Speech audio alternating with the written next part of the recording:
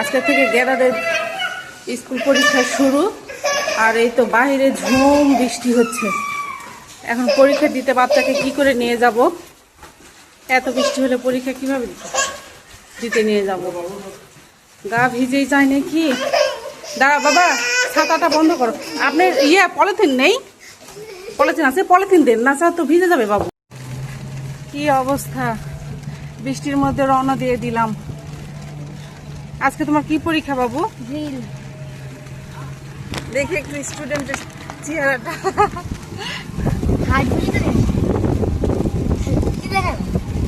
Drill পরীক্ষায় তো হাঁটবো লাগে না, একদম রাস্তা ফাঁকা, মুখে পানি পড়ছে, খুব মজা লাগছে। মানে এই পলিথিনটা দিতেই দিবে না, এত দুষ্টু। মুখে পানি পড়ছে, ভালো লাগছে। হ্যাঁ, পানি খুব ভালো লাগে তাই না? খুব মজা। ভাইয়ার পরীক্ষা, আমি বৃষ্টিতে ভিজতে পারছে। এই কষা দুষ্টু, তুমি দুষ্টু না? দুষ্টু তো তুমি।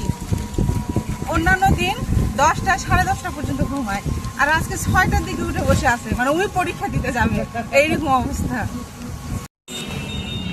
বৃষ্টির কি অবস্থা, প্রতিটা বাচ্চা ভিজতে ভিজতে আসতেছে, পরীক্ষা শুরু হয়ে যাবে অবস্থা। কে যেন দিয়েছে একদম ছিঁড়া টাকা। হ্যাঁ, ছাতাটা ইয়ে করো। বৃষ্টির মধ্যে ভিজতে ভিজতে সবাই আসছে, পারছো না। নিজের ছাতা রেখে ভাইয়ের ছাতা বানিয়ে আসলো। ভাই, এটা একটু দেখেন তো, এটা একটু না। আচ্ছা, ওটা হ্যাঁ ওরকম করো দেখি, দেখি ইয়েকে দাও, আঙ্কেলকে দাও। অযথা কি এক অবস্থা। না না না, নিচে নামো। হয়েছে? ছাতা ধরে মা ছেলে যাচ্ছি।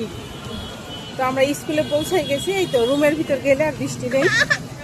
আর এই যে ছাতা এখন হাতে নিবে।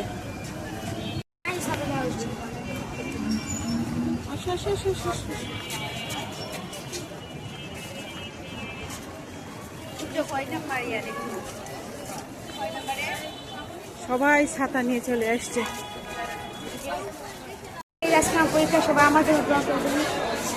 এত ধীরে দোয়া চাইছো, শুনতেই পাবে না।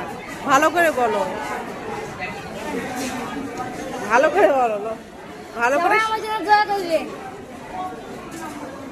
দেখো পুরা আম গাছ মিলে বাবু, দেখো এখানে একটা আম, সব আম শেষ।